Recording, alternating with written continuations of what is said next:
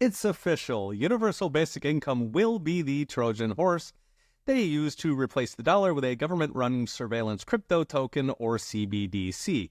Last week, Thailand's left-wing government announced a program to give free money to 50 million Thais, with the catch that it will be in the form of a CBDC.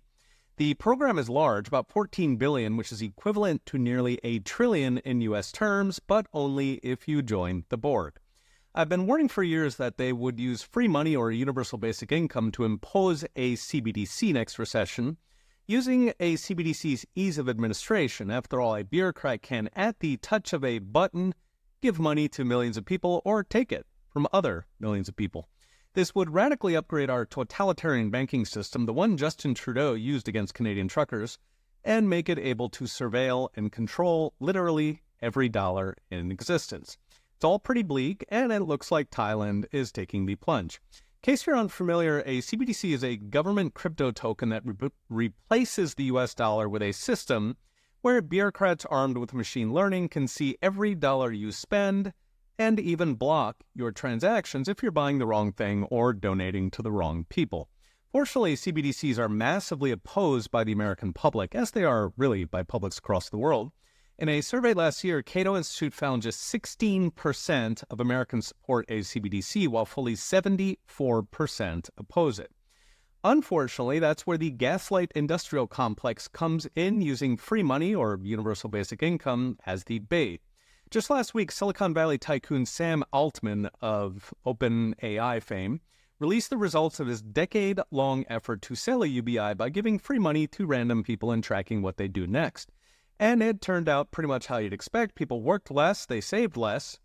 In fact, the recipients of the free money actually went deeper into debt. Their health did not improve, and their financial position actually got worse.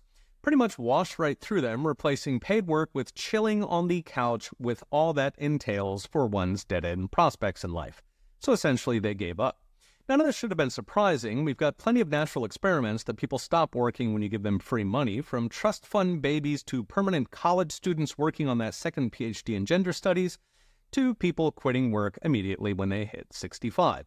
I was actually pleasantly surprised that Altman reported the results, warts and all. There are other UBI pilots running through universities like Stanford or NYU that, given left-wing academic bias, will amount to propaganda selling a UBI to voters that, as in Thailand, is begging to be run through a CBDC.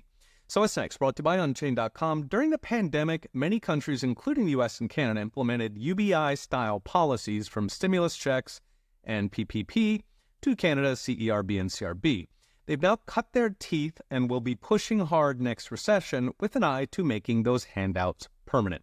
I'd give it about 2 weeks between pushing the UBI and pushing the CBDC to administer it. If they succeed, it would convert millions of Americans into permanent wards of the state, while converting the dollar from an asset we own to the financial equivalent of COVID lockdowns forever. A new episode of the podcast just dropped, along with an interview with Phil Bishop of the Mises Institute on WTF is happening in this election. Check it out at Spotify. Okay, we'll be watching. See you next time.